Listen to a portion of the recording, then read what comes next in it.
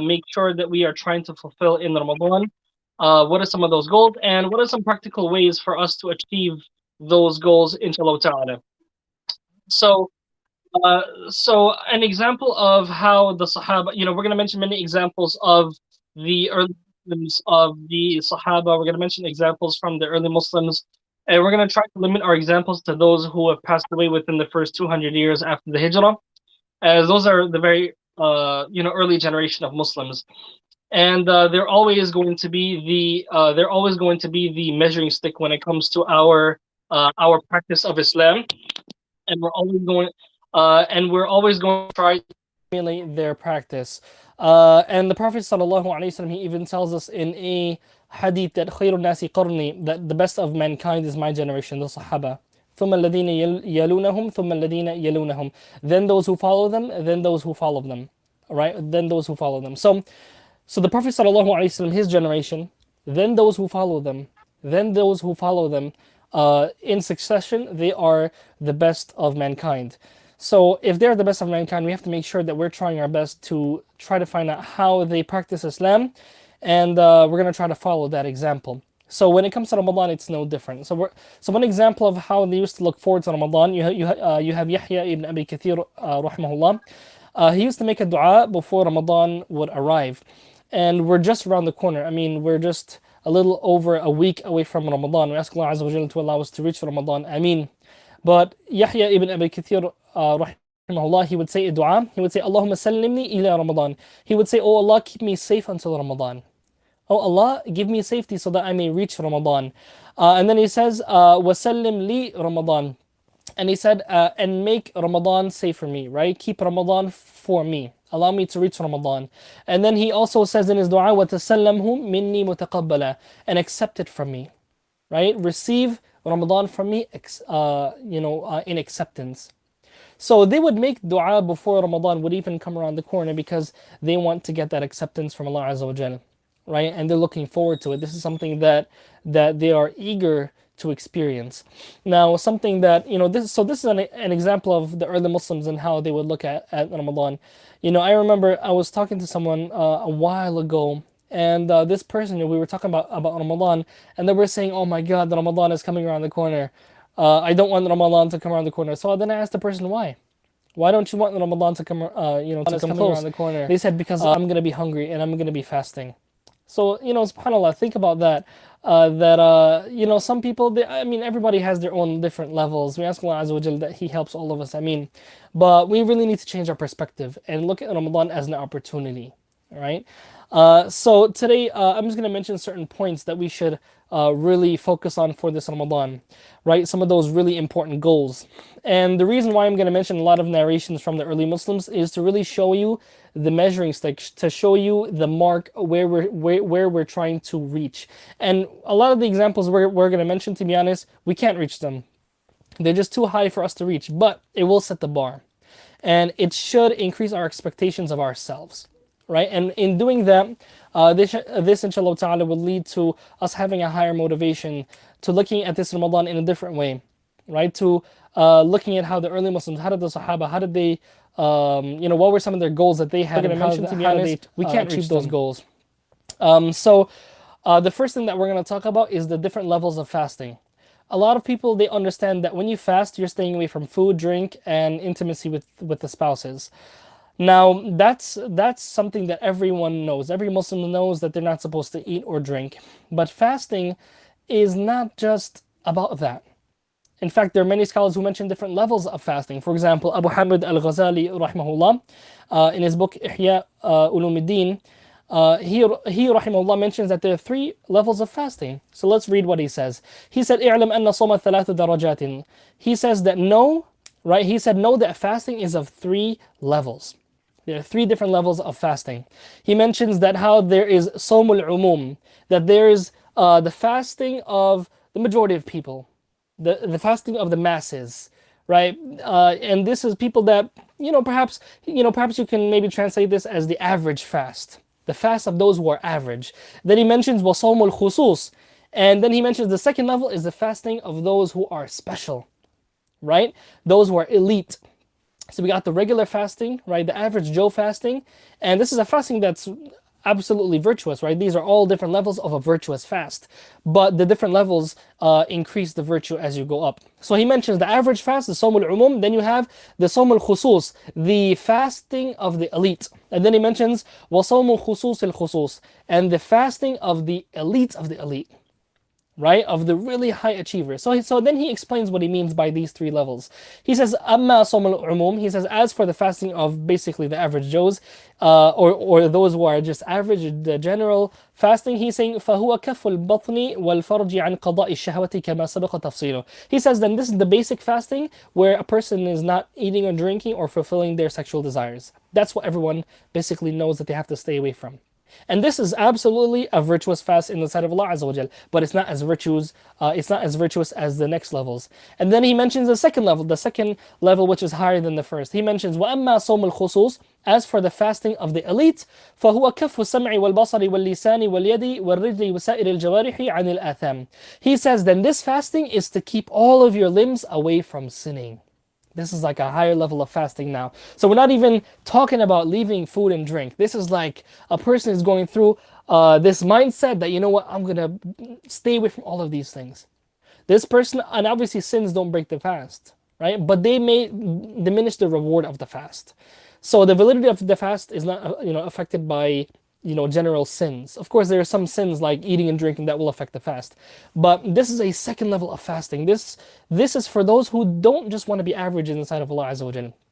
Right? This is for those who, as Allah says, فَاسْتَبِقُوا الْخَيْرَاتِ, compete in the good things. Right? So think about, we have to really evaluate ourselves this Ramadan and our goals. We just don't want to be average. I mean, how many Ramadans have we, have passed us by? We want to make sure that this is the best Ramadan. So let's all try to reach the second level. And there's even a level that's higher than that. And then he says, وَأَمَّا صَوْمُ الْخُصُوصِ الْخُصُوصِ. He says, as for the fasting of the elite, the highest level, he says, فَصَوْمُ الْقَلْبِ عَنِ الْهِمَمِ الدَّنِيَّةِ. He says that this is the fasting of the heart. This is the fasting of the heart from lowly desires. Lowly desires. This is what you're thinking about. This is what you're feeling. You don't even feel like you're trying to abstain, hold yourself back from, desiring things that are from this world, things that have no benefit. Of course, there are beneficial things from this world, but he mentions al-himam ad-daniyya. Those are like the base desires. And then he mentions wal-afkar ad-dunyawiyya, and worldly thoughts, where someone is always thinking about the dunya, thinking about the business, the world around them, right? A person just cancels those thoughts and tries to fast from those thoughts. And then he mentions وَكَفُهُ عَمَّا سِوَى اللَّهِ عَزَّ وَجَلَّ بِالْكُلِّيَّةِ, and to stay away from everything except Allah subhanahu wa ta'ala and the obedience of Allah. This is like the fast of the elite of the elite. So I want us to really, raise the bar of our expectations for ourselves this Ramadan. Right? And let's try to achieve that higher level of fasting. Perhaps we've all fasted that umum, Sawm al-Umum. We've all fasted that level of basically the average fasting. But let's all try to make an effort, right? This should change our mindset that fasting is not just about staying away from food and drink. And even there's a hadith in Bukhari where the Prophet ﷺ, he said, من لم يدع قول الزور والعمل به والجهل فليس لله حاجة أن يدع طعامه وشرابه. The Messenger ﷺ said that whoever does not leave off lying and acting upon lies and jahl and being ignorant, right? Being ignorant, right? Acting in ignorance. The Prophet says, whoever does not leave these things off, then Allah has no need for him leaving off his food and his drink. So this shows that leaving off your food and drink, if you do certain things, that may make your fast perhaps worthless in the sight of Allah Azza wa Jalla if you don't stay away from certain things. Because there's a lesson of fasting, and that should be that you stay away from other things. If you can stay away from food and drink that you need, then you can definitely stay away from sins that you don't need. And then there's also another hadith, and this hadith is in the Musnad of Ahmad, and it's an authentic hadith. The Messenger of Allah sallallahu alaihi wasallam, he said, رُبَّ صَائِمٍ حَظُّهُ مِنْ صِيَامِهِ الْجُوعِ وَالْعَطَشِ. He said that how there are some people who fast, the only thing they get is hunger and thirst. And then he says, وَرُبَّ قَائِمٍ حَظُّهُ مِنْ قِيَامِهِ السَّهَرِ. And he says that there are some people who stand up in prayer at night, and the only thing they get is sleeplessness, insomnia. Not insomnia, but let's say, being tired, staying away from their sleep. They're not getting any reward. They're only making themselves tired. And that's because of them not fulfilling, those high levels of fasting. Right? So, So we have to we should always, of course, make sure that we're not eating and drinking while fasting, but let's try to raise our expectations for ourselves. And even the early Muslims, they understood this as well. Maymun ibn Mahran, rahimahullah, from the Tabi'in, he said, "Inna ahwana sawmi tarku at-ta'ami wa-sharab." Right? He said that how the lowest level of fasting is leaving off food and drink. So the early Muslims, the Tabi'in, they understood this. Also, Umar ibn al-Khattab radiallahu anhum, in the Musannaf of Ibn Abi Shayba, there's a narration that's been narrated that Umar radiallahu anhu, he said that لَيْسَ الصِّيَامُ مِنَ الطَّعَامِ وَالشَّرَابِ وَحْدًا. Umar ibn al-Khattab radiallahu anhu, he said fasting is not just from food and drink alone. وَلَكِنَّهُ مِنَ الْكَذِبِ وَالْبَاطِلِ وَاللَّغْوِ وَالْحَلِفِ. He says rather fasting is from kadhib, lying. Also, وَالْبَاطِل, and falsehood. Right? False speech, just, saying false things and doing things that are false. وَاللَّغْوِ, and things that have no benefit. Right? Laghu. And he says وَالْحَلِفِ, and making a lot of oaths. Perhaps some people, they suffer from this. They say wallahi in every single thing. And Allah Azza wa Jalla says in the Quran, وَاحْفَظُوا أَيْمَانَكُمْ, that preserve your oaths, protect them. Right? So, of course, we should swear by Allah Azza wa Jalla, but not all the time. Right? Some people swear to Allah, they swear by Allah subhanahu wa ta'ala so much. And everything that they say, wallahi this, wallahi that, wallahi I have to do this, wallahi I think this. And sometimes they're breaking oaths left and right. Right, so this is something serious. We should value the word of Allah subhanahu wa ta'ala, the name of Allah Azza wa Jal. And also Mujahid from the Tabi'in as well, in the Musannaf of Ibn Abi Shayba, there's a narration where he says, خَصْلَتَانِ مَنْ حَفِظَهُمَا. He says that سَلِمَ لَهُ صَوْمُ. He says that there are two qualities. Whoever has these two qualities, his fasting will be safe and sound. His fasting will be valid, and there's not going to be any problems with this fasting. If whoever leaves off these two things. All right. So then he says that how these two qualities that you have to beware of if you want your fasting to be fine is al-ghiba, is backbiting, wal-kadhib, and lying, al-kadhib. So we can see that from the early Muslims, from the Sahaba, from the Tabi'een, they've understood that fasting is not just that base level that Al-Ghazali rahimahullah mentions. Rather, there are higher levels as well. So let's just, that's the first thing that I want to mention, is that we really raise the bar with our fasting this Ramadan. And to be honest, if you're at home, you're not around people, it's going to be, a lot more easier to avoid backbiting. Unless you're doing it on social media.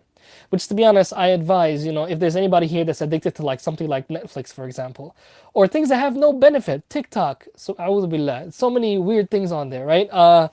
Facebook, whatever social media platform you're on, maybe take a, fast from those things as well.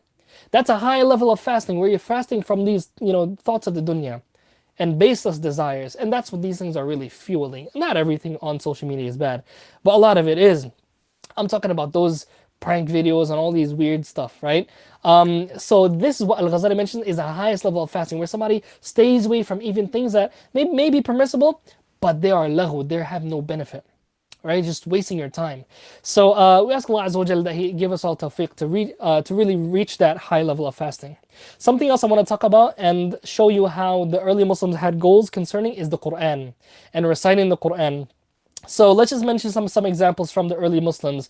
So Sa'id ibn Jubayr from the Tabi'in rahimahullah, he كان يختم القرآن في كل ليلتين. He used to finish the Quran every 2 nights.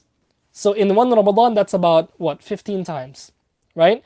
Sorry, no. I believe that's 15 times, right? Yes.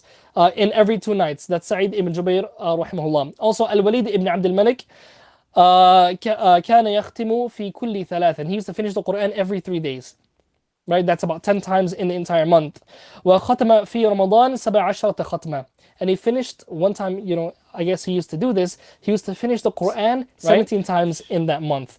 And also Abu Awana rahimahullah, he said that شهدت قتادة يدرس القرآن في رمضان. He said that how I have witnessed Qatada, the Tabi'i, student of Ibn Abbas. He said I witnessed him teaching the Quran in Ramadan. Also Waki' ibn al-Jarrah, the one who Ash-Shafi'i quotes in that famous line about leaving off sins to improve your memory. Waki' ibn al-Jarrah rahimahullah, it said that كان يقرأ في رمضان في الليل ختمة وثلثا. That Waki' rahimahullah, he used to recite the Quran every night. He used to finish the Quran every night. He used to finish one entire completion of the Quran as well as a third of it. Let's say 30 juz is one completion. He would finish a third of that in addition. So that's about 40 juz every single night. All right. ويصلي 12 ركعة من الضحى, and he would pray 12 rak'at of duha, of salat al-duha. And this is something that we should try to do. In Ramadan, it's a month of salah. So we should try to make sure that we're praying salat al-duha in the morning as well. ويصلي من الظهر إلى العصر, and he used to also pray from dhuhr all the way to asr. Supererogatory prayers that he would do. And right here, we're just going to mention some of the things that Ibn Rajab mentions in his book Lata'if al-Ma'arif. He mentions some very interesting narrations in there. Ibn Rajab rahimahullah, he said that وَكَانَ السَّلَفُ يَتْلُونَ الْقُرْآنَ فِي شَهْرِ رَمَضَانِ فِي الصَّلَاةِ وَغَيْرِهَا. He said that the early Muslims used to recite the Quran in Ramadan, and they used to recite it in their salah and outside of their salah a lot in Ramadan. He mentioned كان الأسود, he mentions that how الأسود ibn Yazid, he says وكان الأسود يقرأ في ليلتين في كل ليلتين من رمضان. الأسود رحمه used to recite the Quran in every 2 nights. Alright, we just saw a narration that was very similar to that. وكان النخعي يفعل ذلك في العشر الأواخر منه خاصة. And Ibrahim al-Nakha'i from the Tabi'in as well, he used to recite the Quran, he used to do the same thing, finish the Quran every 2 days in the last 10 nights. So he would kick it up, or push himself in the last 10 nights of Ramadan, but Al-Aswad used to do it the entire Ramadan, every 2 days. And then وَكَانَ قَتَادَ يَخْتِمُ فِي كُلِّ سَبْعٍ دَائِمًا. And Qatada used to finish the Quran every 7 days, every week. Every week he would finish the Quran, right?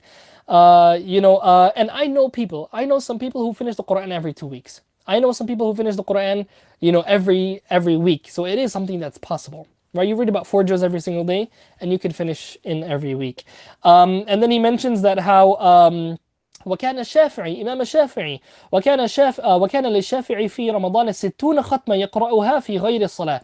Imam al-Shafi'i used to finish the Quran 60 times in Ramadan. وعن أبي حنيفة مثله, and Abu Hanifa would do the same as well.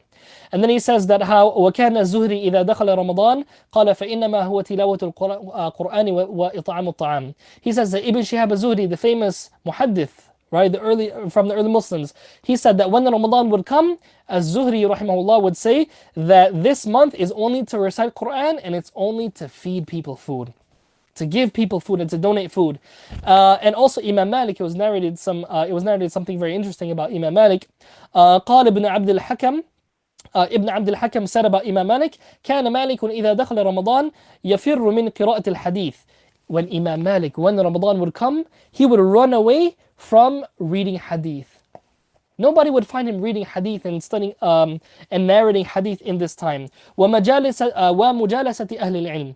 And he would be away, he would abstain from sitting down with the people of knowledge. وأقبل على تلاوة القرآن من المصحف. And Imam Malik would recite the Quran from the Mus'haf. Alright, and as also mentioned, قال عبد الرزاق كان سفيان الثوري إذا دخل رمضان ترك جميع العبادة وأقبل على قراءة القرآن. Abdul Razak mentions that Sufyan al-Thawri, from the early Muslims as well, that when the Ramadan would come, he would leave off all ibadah. He wouldn't worry about any other forms of ibadah except the Quran. And also Aisha radiallahu anha. This is all from what Ibn Rajab rahimahullah ta'ala is mentioning. He says, وكانت عائشة رضي الله عنها تقرأ في المصحف أول النهار في شهر رمضان. He says that Aisha radiallahu anha, she used to recite the Quran in the beginning of the day. So right after Salat al-Fajr, as soon as she would finish praying Salat al-Fajr, Aisha radiallahu anha, she would recite from the Mus'haf every morning in Ramadan. So if you want a time that's recommended to read, it's that time. A lot of the time people are sleeping during that time. And nobody's really going to be calling you during that time. So this al-Mu'minin, our mother Aisha, used to do this. فَإِذَا طَلَعَتِ الشَّمْسِ نَامَتْ. And when the sun would rise, right, when sunrise would come in, then she would sleep, right? She would take like a short nap.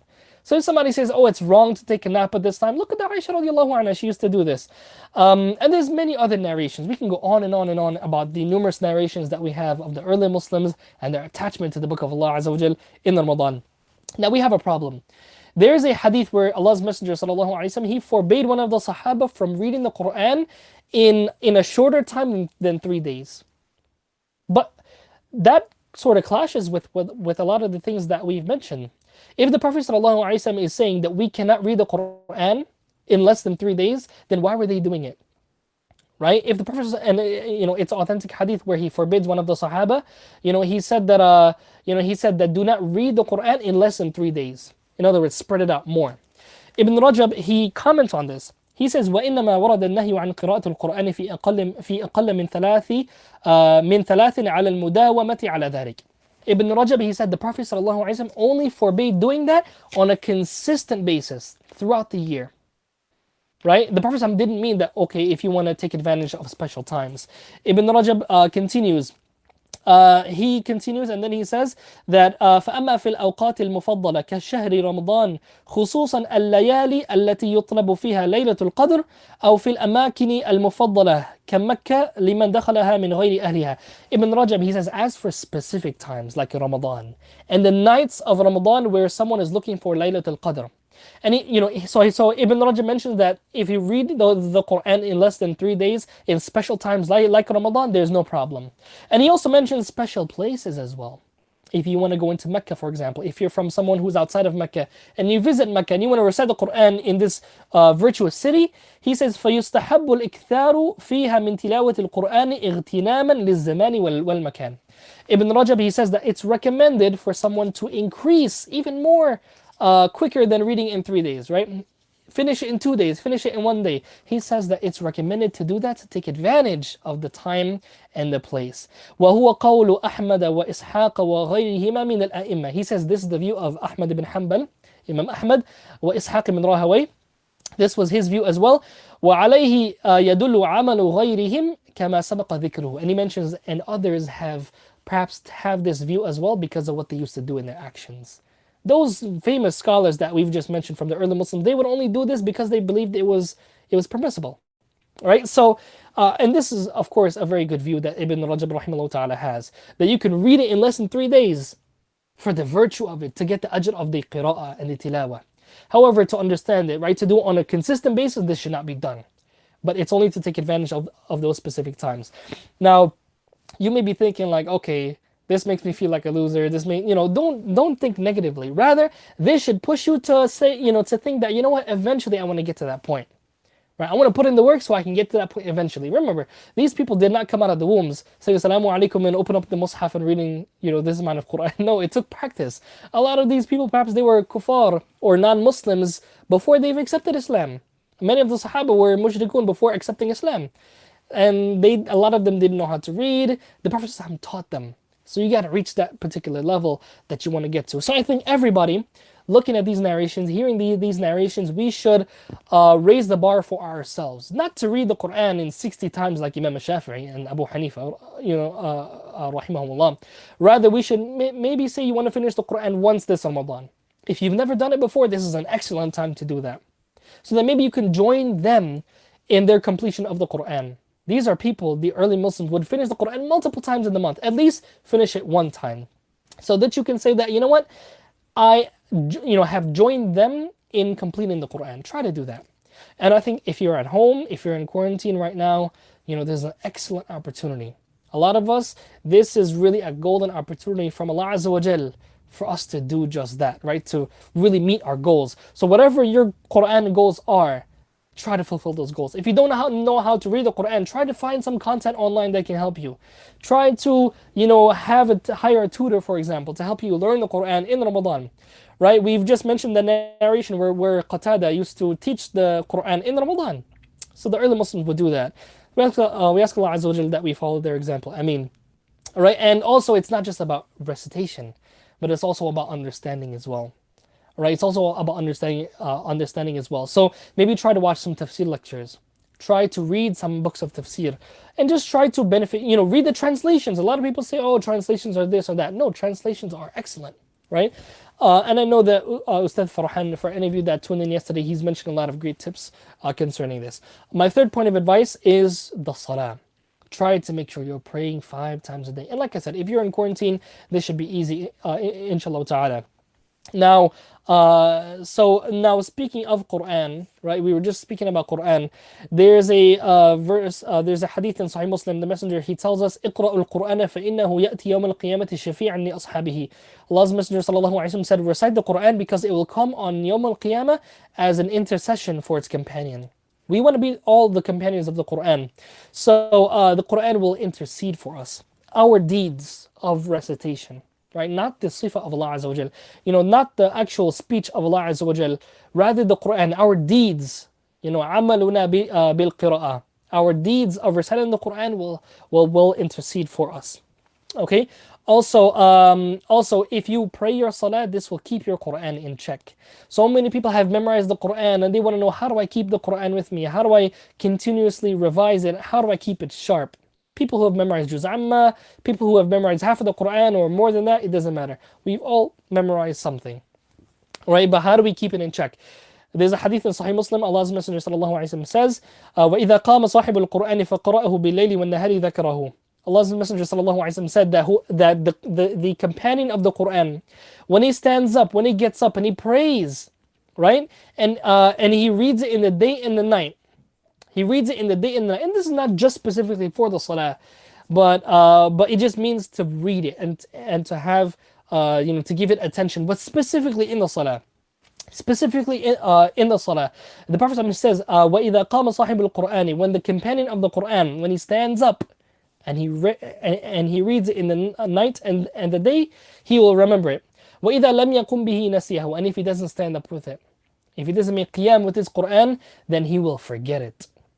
All right, so Ramadan is a time of qiyamul layl, right? And sometimes, perhaps we're not regular with this. Some people are not regular with the qiyamul layl. Ramadan is an excellent time to build up that habit so that it can last throughout the month. Aisha radiallahu anha, in the Sunan of Abu Dawud, she says that لا تدع قيام الليل. She was giving someone advice. She said, do not leave off qiyamul layl. Do not leave off praying in the night.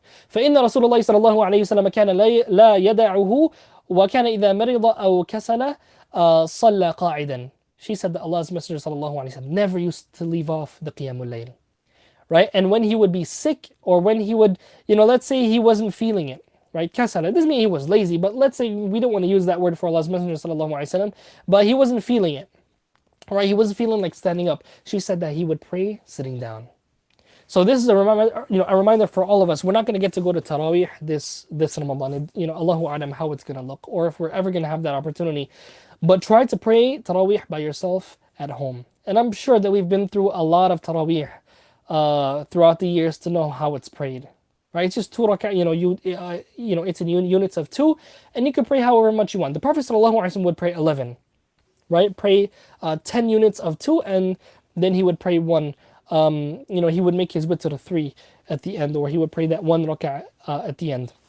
Okay, so this is the best way to do it. Now the question is it best to pray, this is an issue that comes up a lot. Is it best to pray Taraweeh at home, or is it best to pray at the masjid? And surprisingly, the scholars have different opinions on this. But I want to mention one hadith in Bukhari and Muslim, narrated by Zayd ibn Thabit radiallahu anhu. Zayd ibn Thabit, he narrates that Allah's Messenger sallallahu alaihi wasallam, he had a special room in Ramadan. And in that room, Zayd ibn Thabit, he said that Allah's Messenger sallallahu alaihi wasallam, that he prayed there for a few nights, and so some of his companions started praying behind him. They basically came and volunteered themselves to pray behind him. When he came to know about it, he kept on sitting. He didn't pray. Right? He kept on sitting and he did not pray. In the morning, he went to them and then he said that I saw what you were doing and I understood what you did. You were trying to pray behind me. So the Prophet ﷺ, what he said is, he said to them, فَصَلُّوا أَيُّهَا النَّاسُ فِي بُيُوتِكُمْ. He said, oh people, pray in your houses. This is Qiyamul Layl, this is Taraweeh in Ramadan. The Prophet ﷺ, he said that pray in your homes. Pray in your houses. He says, فَإِنَّ أَفْضَلَ الصَّلَاةِ صَلَاةُ الْمَرْءِ فِي بَيْتِهِ إِلَّا الْمَكْتُوبَةِ. Because the best salah of a person is in his house, except for the obligatory prayers. So this is a general principle right here, that the 5 daily prayers are best inside of the masjid. However, every other prayer is best in your house. So that includes Qiyamul Layl and Taraweeh. However, there are some scholars, the majority of the fuqaha, the jumhur, they say that it's better to pray in the masjid. Now, why do they say that? Because the Prophet ﷺ said, whoever prays with the imam until he finishes, he gets the reward of the entire night. Right? He gets the reward of the entire night. However, there are some scholars like Imam Shafi'i rahimahullah and Imam Malik who say that it depends. For some people, praying in the masjid is more virtuous, and for some people, praying at home is more virtuous. In Imam Ash-Shafi'i's book he says that Sa'altu Malikan, he said, I asked Imam Malik about a man praying in Ramadan with the people, right? Is that better, or is it better for him to pray inside of his house? So Imam Malik, he said, إن كان يقوى في بيتي فهو أحب إلي. Imam Malik, he said, if he's able to pray in his house, then that is more beloved to me. That's better in my opinion. وَلَيْسَ كُلُّ النَّاسِ يَقْوَى عَلَى ذَلِكَ. Imam Malik, rahimahullah, look at the fiqh of the Imam of Medina. He said that, and not everybody is able to do that. Some people are not able, they don't have the motivation to pray at home. They're not able to pray Qiyamul Layl at home by themselves. So they need to be in a place where there's a community, where there's support, where they're able to pray shoulder to shoulder with their brothers and sisters. So Imam Malik, rahimahullah ta'ala, Ash-Shafi'i continues in in his very famous work on fiqh. He says, وَكَانَ رَبِيعَةُ وَعَدَدُ غَيْرِ وَاحِدٍ مِّنْ عُلَمَائِهِمْ يَنْصَرِفُ وَلَا يَقُومُ مَعَ النَّاسِ. Imam Ash-Shafi'i said that Rabi'a and many other scholars, they would pray in their homes. Right? They would pray in their homes and they would not pray with the people in the masjids.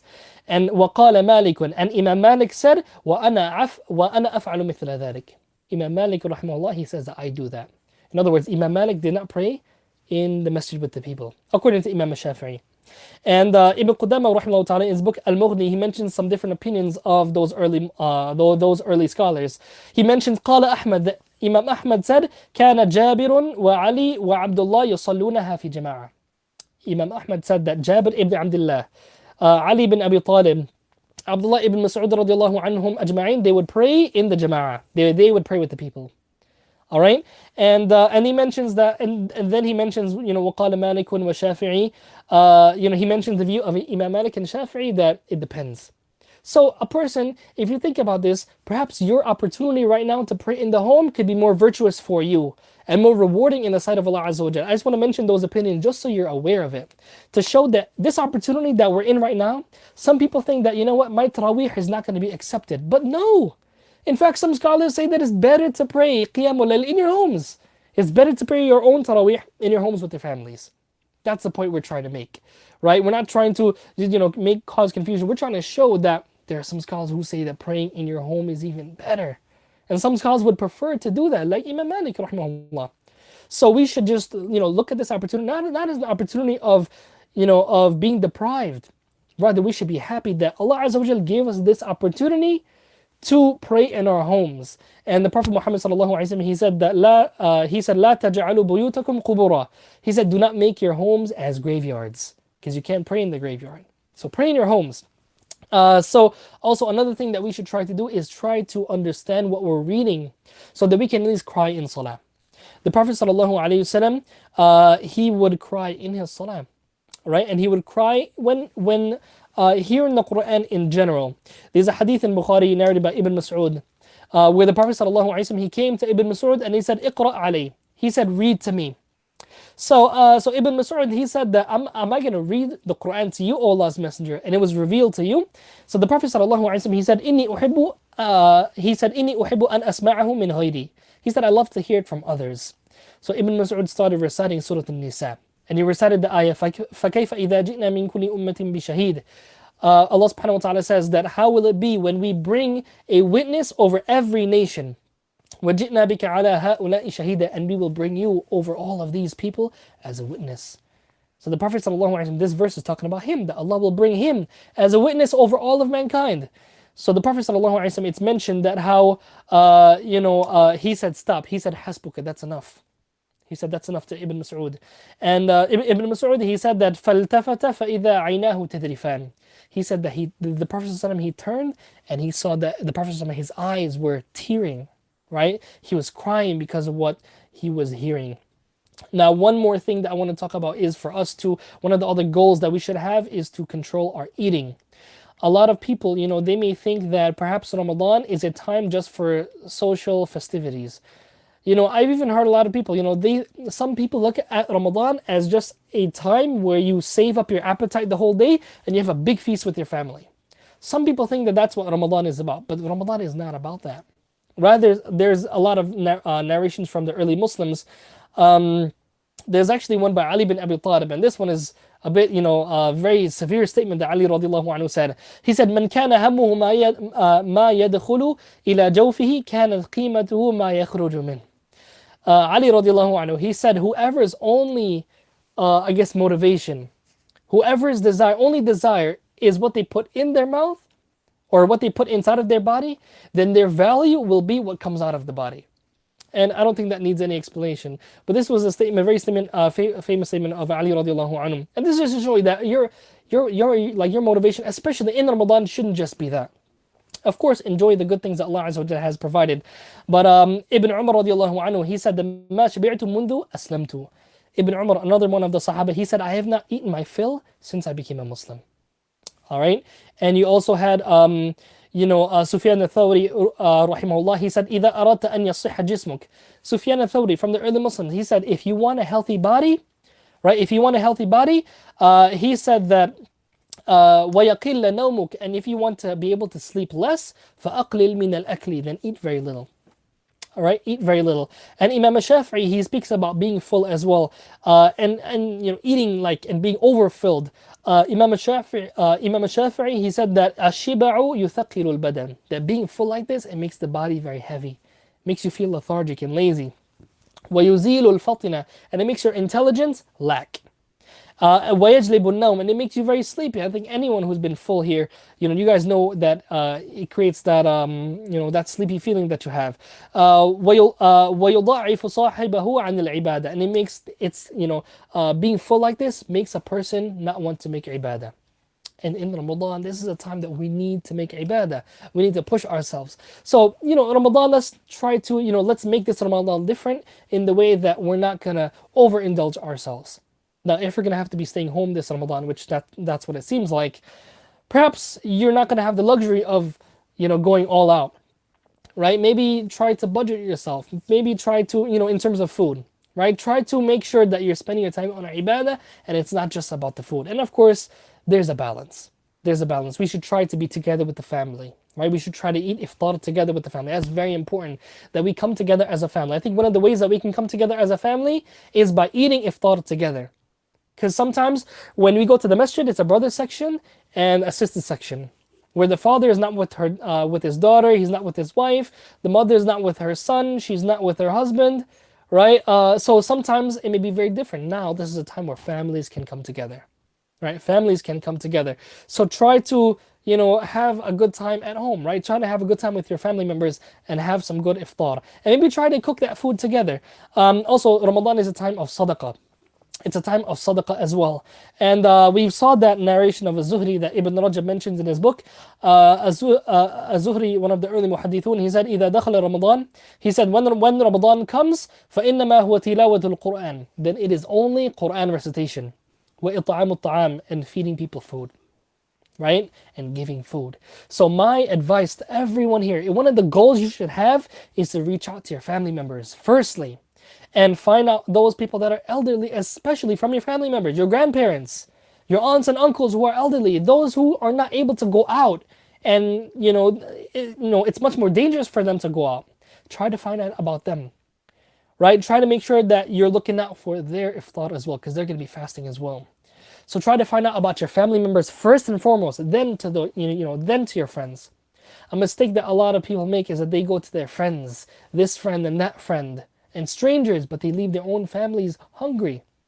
So the best sadaqah that you give is to your family members, right? So just try to look out for your family members, and then look out for the community as well. Don't forget the community. There are people out there that are struggling.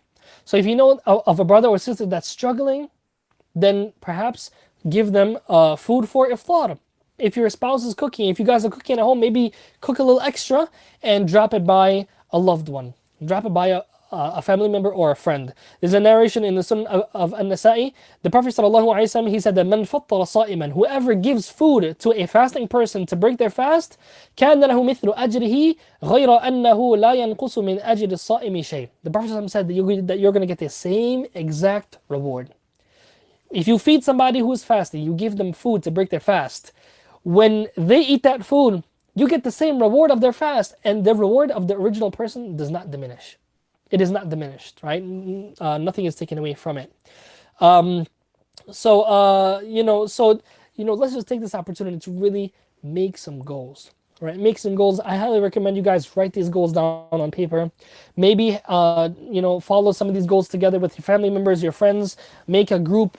I don't know, like a group on social media, or just try to make an agreement with your friends. You're gonna hold each other accountable to achieve some of these goals that you're making for yourself. My advice. And if you're someone who is worrying about not being able to finish too many things, don't put too many things on your plate. Do not put too many things on your plate. So let me give you an example. If you're someone who's watching this and you haven't memorized too much Quran, you've memorized a couple of surahs here and there, you don't really know too much how to read, then perhaps find a tutor. Find someone who can teach you this Ramadan. And I'm sure that there are many services that people can benefit from. And there are people that perhaps it's a family member or friend that can help you learn. All right. There are programs online. You can listen to Quran recitation online. You can, there's many opportunities online as well. If you're someone, and everybody needs to look at their own selves. Everyone needs to look at their own situation and to make specific goals for their own situation. All right, specific goals for their own situation. So we ask Allah subhanahu wa ta'ala that He allowed this Ramadan to be a beneficial Ramadan. And to be honest, we can make this Ramadan the best Ramadan that we've ever experienced. And also one of my advices that I'm going to give for myself and everyone here is to do not wait for Ramadan to start to get into gear. Treat your time right now as if it's Ramadan. Right? Treat your time right now as if it's Ramadan. So don't wait till the first of Ramadan, right? Don't wait until like the first of Ramadan and then you're basically chilling and then all of a sudden you want to get into gear. Right? This is the exact way that Shaitan wants you to, this is the exact mentality that he wants you to have. Where you are like, I'm going to do this. I'm going to be just like, Imam al-Bukhari. I'm going to read it in this amount of times. I'm going to read the whole Quran in this amount of times of Ramadan. And what happens? Shaitan gets you to, put it off, delay it. And when the first day of Ramadan comes, you open up that Quran, you read the first page. And then you're like, MashaAllah, Surah Al-Fatiha, you finished it, right? Then you go to Surah Al-Baqarah, the second page, Alif Lam Mim. It's only first, 5 pages on that, 5 verses on that page. Anyone who's read the Quran knows what I'm talking about, right? The second page of the Quran is the beginning of Surah Al-Baqarah. And it's 5 verses there. Somebody might be like, whoa, this is easy. But then when you go to the next pages, and they start flipping those pages and looking through the actual book, then they sometimes underestimate the amount that they have to read. So everyone here, make some serious goals for yourself, right? Make this Ramadan different. Make this Ramadan different. So start right now. Start from tomorrow, right? If you find that maybe this is your first Ramadan, I'm sure that there's many new Muslims out there who this is going to be their first Ramadan. If this is your first Ramadan or second Ramadan, maybe try fasting this Thursday. It's coming up. Fast this Thursday. Right? Try to fast. The Prophet ﷺ, however, did tell us that do not precede Ramadan, right, by fasting 1 or 2 days before. You shouldn't fast 1 or 2 days before Ramadan, unless you have a habit, as the Prophet ﷺ tells us. Now this time right here, some of the tabi'een, like Amr ibn Qais, the student of the Sahaba, it's mentioned, وَكَانَ عَمْرُ بْنُ قَيْسٍ إِذَا دَخَلَ شهر شعبان أغلق حانوته وتفرغ لقراءة القرآن. Amr ibn Qais rahimahullah, from the early Muslims, from the students of the Sahaba, this man, that when the month of Sha'ban would come, that's the month that we're in right now, when the month of Sha'ban would come, he would close his shop. And he would close his shop and he would isolate himself. He would make tafarruq. He would isolate himself لقراءة القرآن, so that he can recite the Quran. This tabi'i, I want to stop on this narration. It's very interesting. He would quarantine himself. He would quarantine himself away from his business, away from people, and he would recite the Quran in Sha'ban. He would do the same thing, but it's just there was no coronavirus at that time. Right, there was no pandemic at that time. However, because it was Sha'ban, it wasn't even like Ramadan yet. It wasn't even Ramadan yet. But he would isolate himself from everything, from his business. He would take some time off in Sha'ban before Ramadan. We're in the month of Sha'ban right now. Ramadan is coming after. But in Sha'ban, he would recite the Quran Why? Because they understood you can't just start on day one of Ramadan. The early Muslims, they understood that this was a time, Sha'ban was that time to prepare for Ramadan. Also, another tabi'i, Salama ibn Kuhail, rahimahullah, from the students of the Sahaba, he said, "Kana yuqal." He said, it used to be said. It used to be said among the people that Shahru Sha'ban, that the month of Sha'ban is Shahrul Qurra, is the month of the reciters. It's the month of the reciters. So this month of Sha'ban, the early Muslims would act as if it was Ramadan, because Ramadan is the month that the Quran was revealed in. So they understood that if you want to be in tip-top shape for Ramadan, you need to get started right now. So I want you guys tonight, make some goals for yourselves. Unless you have goals already, you've already made up your goals. If you don't have any goals, sit down tonight, get a pen, a piece of paper, and write down your goals. And write down and make sure that you're being very practical about it. If you want to recite I'll give you an example. I think that this is a reasonable goal for anyone who is able to recite the Quran, and that is to finish the Quran in Ramadan. It's not obligatory, it's not necessary, but it's something that we all want to try to go through the Book of Allah Azza wa Jal in this month. If you want to do that, you have to understand that the Quran is around 600 pages, right? It's not the longest, it's not the biggest book, but it's not the shortest book either. It's 600 pages. If you want to finish a book that's 600 pages in about 30 days, you need to plan for that. If you're just going to have some idea in your mind that, hey, I'm going to do it, but you don't have any practical plan, then you're going to fail, right? I think that there's something called the 5 Ps.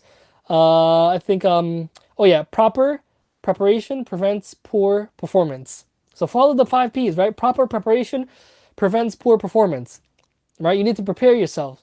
So that being said, if the Quran is 600 pages and you got 30 days, let's say 29 days, because Ramadan might be 29. Let's just plan for 30. But keep it in your mind that whatever goal you wanna achieve, Ramadan might be 29 days. So what you want to do is you want to divide up that 600 pages by the days. If Ramadan is going to be 30 days, that means you have to read a minimum of 20 pages. 20 pages a day to finish the Quran in 1 month. And I'm telling you, I know people who have this goal and they slack off. They slack off, they play around, and a couple days they miss.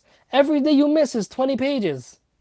So think about this right now. What you guys could do, if you want to start from now, what you could do is you can read, you can try to help start in Surah Al-Baqarah, or maybe try to find out which surahs you feel are the hardest. For example, a lot of people, they say that Surah Yusuf is is a bit more difficult compared to other surahs to recite. So let's say Surah Yusuf, it might give you a problem, right? It might take a little longer. So what you do is right now, listen to Surah Yusuf a lot, or try to practice reading it. So take some practical steps. It's not enough to say, oh, I'm going to do this, I have a dream to do this. No, take some practical steps.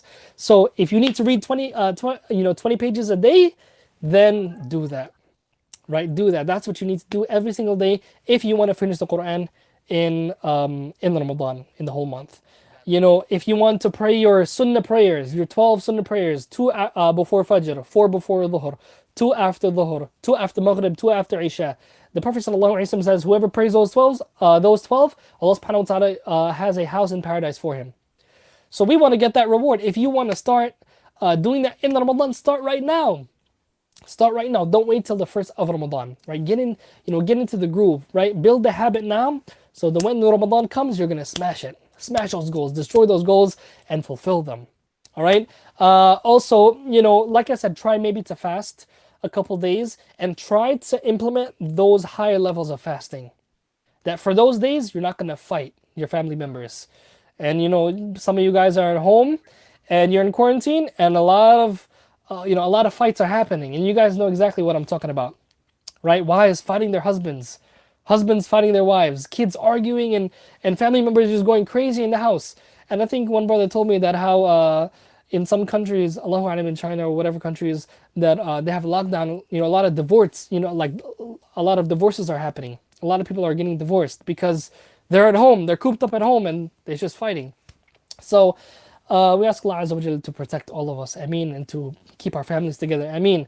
But if you implement these fasting, the Prophet said, these high levels of fasting, Allah's Messenger sallallahu alaihi wasallam, he said that how a fasting person, if somebody tries to fight you or argue with you, then say to them, I'm fasting. Inni sa'im. So fasting is a really great way to keep the family together and to avoid the fighting and the arguing. And once you develop this fasting, even non-Muslims know this. When you stay away from food and drink, when you limit yourself from certain desires, this builds up your willpower, and brings a lot of strength to like it brings a lot of mental strength so that you can stay away from a lot of things. You're going to be able to resist a lot of the urges that you normally have. So if your tongue is scratching to say something against your family member, right, to insult them or to curse or whatever the case is, then fasting is something that can help you. So my advice to everyone is try to fast at least one day before this Ramadan coming up, just to, get yourself in the gear of fasting. We ask Allah Azza wa Jal that He allows us to be ready. We ask Allah Subhanahu wa Taala that we make some really good goals and that we're able to achieve them. We ask Allah Azza wa Jal that He make us sincere, and that's very important that we make these goals sincerely, not because we want to flaunt our achievements to others, right? Not because we want to go to this person and be like, oh, Shafi'i did 60 times, well, I did 70 times. No, right? But it's to really push yourself and to gain Allah Subhanahu wa Ta'ala's pleasure in this month. We ask Allah Azza wa Jal that He allows to reach Ramadan. Ameen. We ask Allah Azza wa Jal that He gives shifa to all of those Muslims that are afflicted with this virus that's going around. We ask Allah Azza wa Jal to protect us and our family members. And we ask Him also to give us the tawfiq to take the necessary measures to protect ourselves. A lot of people are making dua, but they're not being practical about the measures to protect themselves. And that's a mistake. Right? Tawakkul is you put your trust in Allah Azza wa Jal and you also take the steps that will protect you. And we ask Allah Azza wa Jal to allow us to understand tawakkul and to bless us with tawakkul. Ameen. Alright, so I believe we have some questions. Let's see some of the questions that we have. Okay. First question, do you have any suggestions on how to improve relationships with family members during Ramadan? Like I said, eating iftar together, eating suhoor together, right? Also fasting as well, because fasting is going to prevent you, it's going to make you conscious of not arguing with them. I think arguments lead to a lot of, family issues, all right? And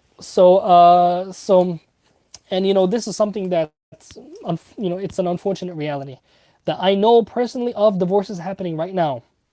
I know of personal people that I know on a personal basis, divorces that are happening right now because of arguments. So this is something that's serious now. So I think that fasting could help you. Right? It could help you if if it's in your fitrah, your nature. Well, not your fitrah, but if it's in your nature, if it's just the way that you are, that you've developed over time, not the way you were born, right? But if that's just the way you are, like you like to argue a lot, fasting can help you, right? It's going to make you a lot more conscious of that. And also, fasting, what it does, there's a hadith that mentions the Prophet ﷺ tells us that the shaitan flows in the blood of the human being. And the scholars mention that fasting helps you protect yourself against the shaitan. Why? Because it narrows the veins. You don't have as much water running through your system, right? So it narrows the veins of the shaitan. The passageway of the shaitan becomes constricted. From a medical perspective, perhaps there may be some other opinions about that, but the point is fasting is going to help no matter what. What are some other ways to help with families coming together to improve relationships? I think, checking up on them, right? Checking up on them this Ramadan, right? Make it a make it a something that you're gonna maybe perhaps every single day call a family member, right? So that you can keep those relationships with people in the house that are already with you. Try to do a lot of beneficial things together. Try to remind each other. Try to do beneficial things together, like reciting Quran together, learning something together for this Ramadan. Also, we have another question. Since it's difficult to visit the sick during this time, what are some deeds that are equal to it? Okay, equal to it, that depends, because you may have a deed that's not equal to visiting the sick, but because of somebody's ikhlas, that deed can be more beloved in the sight of Allah Azza wa Jalla. I'm sure all of you have, you've heard of that narration where the woman went to paradise because she gave a dog some water. We may think of that as something very small, but it's about the ikhlas. So I don't think you should be looking at greater deeds. Of course, there are some deeds that are more virtuous, but perhaps maybe calling them and checking up on them, or checking up on their families. Perhaps that can take the place of of visiting them, right? Also, we have another question. If I pray Tarawih in the masjid, is it okay to make a 6 feet gap in the line? Some of these scholars have mentioned that if it's a situation of necessity, if it's a situation like that we're in right now, where there's contagious diseases, then the salat will be valid. But it's definitely not something that's advisable. So if you're praying at home and nobody has been leaving the house, then pray without a gap, providing that you feel that there's not going to be any danger. If there's somebody that is in a high risk environment, then that's different. Okay? Wallahu alam. Do you mind sharing your Ramadan's personal goals? Okay, sure. Well, okay, so let's just say my goal is to finish as much Quran as I can. Right? That's my goal, to finish it as much, finish reading as much Quran as I can. Right? That's what I'm going to share. Also, one of my goals is to read as much tafsir as I can, to understand the Quran and to increase my understanding of the Book of Allah. And I highly recommend this, that try to also go through the English translation of the Quran as well. Right? Not only go through the Arabic reading, but also understand what you're reading as well. That's very important. And I think that's really amazing. A lot of us, perhaps we've never finished the Quran cover to cover in our lives. And this is a perfect opportunity to do just that. Also, we have some more questions. Assalamu alaikum. Wa alaikum salam. Do you think that a person should purify himself, reconcile differences with parents, brothers before entering in Ramadan, and expecting forgiveness? May want to reconsider and change himself. Absolutely, absolutely, right? We should try to mend our issues, like mend the relationships that we have with others. If there's a problem, there's somebody who you have a beef with, and you have to be honest with yourself. Some of us, we have problems with others, and we're the villains. We're the villains. I think it was this cartoon character. I think it was Joker. Joker. He said that how we stop look. I'm not quoting Joker as if he's a sheikh, but it's a true statement to some extent. He said that we stopped looking for monsters underneath the beds when we realized that they were within us. So sometimes, we are, the villains in real life, and we don't really realize that. So, like, be honest with yourself and try to look in your situations as objective as you can, and realize, am I really the wrong one in this situation? In that case, call the person, apologize. This is very good advice that this person has mentioned. And if in any case they are the aggressors and you want to forgive them, then you call them and forgive them. Of course, Allah mentions that, Allah mentions, وَلْيَعْفُوا وَلْيَصْفَحُوا. Let them forgive and let them pardon. أَلَا تُحِبُّونَ أَن يَغْفِرَ اللَّهُ لَكُمْ. Do you not love that Allah forgives you? So if you want Allah Azza wa Jalla to forgive you, then forgive others as well. And every situation is different, of course. According to the Sharia, how long the masjid can suspend the regular salah? Well, due to the masajid are only suspending the jama'ah because of this situation. So as long as this situation remains, then that ruling will continue to be in effect to protect the people. So it's not as if there's a pandemic going around, then after like a month, the masjid is going to open up when it's going to harm people. No, right? As long as the pandemic is there, to protect the people, it's going to be closed, right? This is only to protect the health of the people. I believe in the 5th century, there was actually one in Egypt, and in also in Spain as well. There was a plague, and there was even this whole year that was considered Amul Ju', right? The year Al-Dhahabi mentions this, right? And other scholars as well, that they also had a pandemic, like an epidemic that they were going through as well. And in that time, for a whole year, the masjids were closed. So this sort of thing has kind of happened in previous Muslim societies as well. So hopefully that answers that question. Okay, don't you think in this kind of situation, virtual tarawih is allowed? I can't really feel it if I pray by myself. Well, to be honest, you cannot pray a virtual tarawih. And this is not just my view. You can look at the fatwa councils, right? Read up what the fatwa councils, what they say, in your countries. Read up what the fatwa councils say about this issue. Can you pray at home when somebody else is praying? They're praying their own tarawih, but it's being recorded. Can you follow them? You don't want to do that, right? So whether or not, whatever any opinions people have, we can all agree that it's best to just avoid it.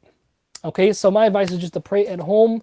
And, if you are not feeling it at home, maybe perhaps you don't understand what you're reading. All right, or maybe you don't have the ability to read. Some people have this. This is why some scholars, they say praying in the masjid is better, it's more virtuous, is because of people who, who can feel it at home.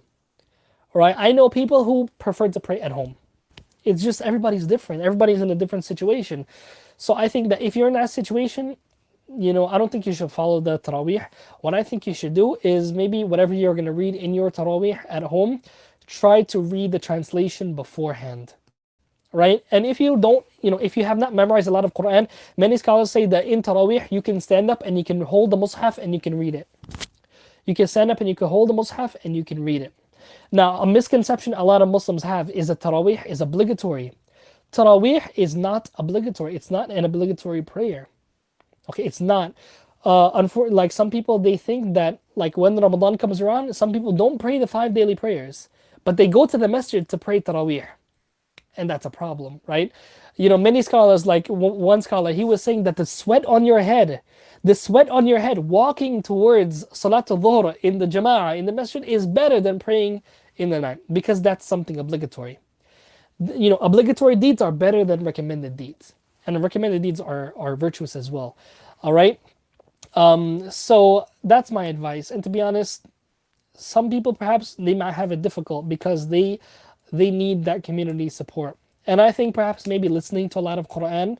And also there's other things that you could be doing in the night as well. You can try to read the Quran yourself. You can make a lot of dua. Right? If you don't, like if you're praying Taraweeh and you can't, you don't know a lot of surahs to recite in the standing position, then when you go into sujood, make it long. When you go into sujood, make it long and make a long dua.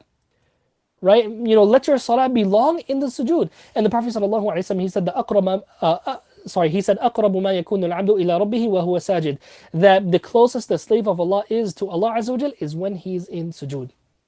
So that's my advice, right? Maybe just read the surahs that you know, even if it's ikhlas, even if you're reading قل هو الله أحد every rak'ah, قل أعوذ برب الفلق, قل أعوذ برب الناس, do something, right? And I think that inshallah ta'ala this can be a means of motivation as well, and they can show you that you're capable of doing it, where you, even if you're reading very short surahs in every rak'ah, you pray 11 rak'ah, 11 rak'at in the night at home with your family members. That's a huge accomplishment.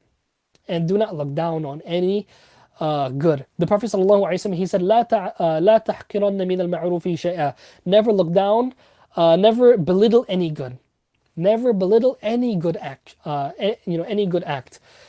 We also have another question. What is the ruling on making dhikr or dua in the bathroom? So this is a matter right here. Many scholars, they've mentioned that it's something that's makruh or disliked. The Prophet ﷺ, he abstained from speech. There was a man who gave him salam. He said assalamu alaikum, and the Prophet ﷺ was in the bathroom. And the Prophet ﷺ, after he got out, he told the man that if you give me salam in this state, I will not respond to you. And salam is the dhikr of Allah Azza wa Jalla. Assalamu alaikum is an ibadah. So, many scholars have mentioned that it should not be done. And even the Prophet ﷺ, there's one narration, it's in Abu Dawud and Nasai, Tirmidhi and Ibn Majah, and it's a disputed hadith. Many scholars mention that it's Hasan. Though the Prophet ﷺ, hadith of Anas, when he would go into the bathroom, he had a ring that had Allah's name on it, and he would remove that ring when he would go into the bathroom.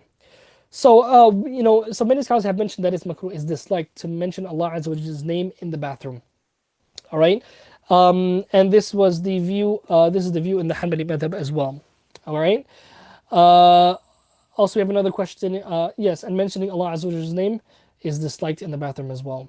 Right, and this is a means. The bathroom is a place of filth, right? It's a place of shayateen. The Prophet ﷺ said that these bathrooms are muhtadara, that they are occupied by evil things, and so mentioning the name of Allah Azza wa Jalla in that place is not befitting.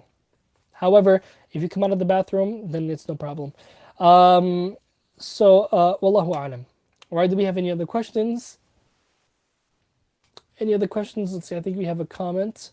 We have this person has made a comment. They've said everyone should set a Ramadan goal. We should use social media apps where everyone is in a group and they can set their personal goal. That's a very good recommendation, right? That like I said, make some groups with your family and friends, and you can share with each other your goals. All right, we have someone has made a comment as well. She said that my goal, inshallah ta'ala, is to finish memorizing Surah Mulk in Ramadan. Excellent. Absolutely. That's a beautiful goal right there. Awesome. So Surah Al-Mulk is actually 30 verses. So if you memorize a verse a day, which is not a lot, one ayah a day, you'll finish Surah Al-Mulk in that month. Right? That's a very beautiful goal. Goals like that, that's what I'm talking about. Right? Goals just like that are practical, that are doable. It's not too much for you to do, and it's very beneficial. All right. So, Allahu Alam, I don't know if we have any other questions. Do we have any other questions? Let's see. Let's wait.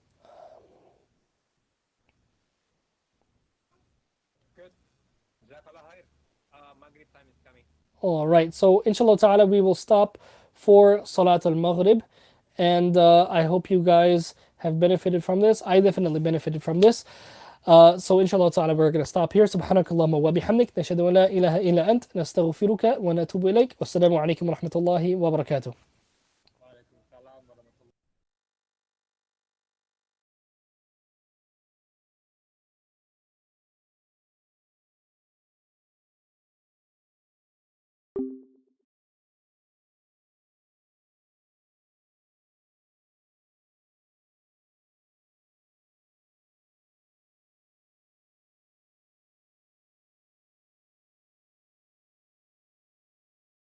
الرجيم